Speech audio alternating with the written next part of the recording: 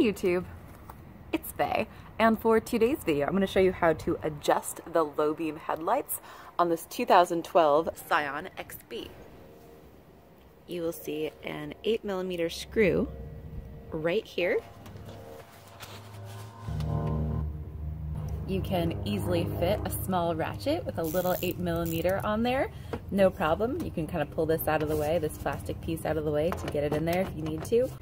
You don't want to use anything that's too long, obviously, or you're going to hit this metal here. To make your life a little bit easier, you can also take two flathead screwdrivers, two little pocket flathead screwdrivers, pull out this clip.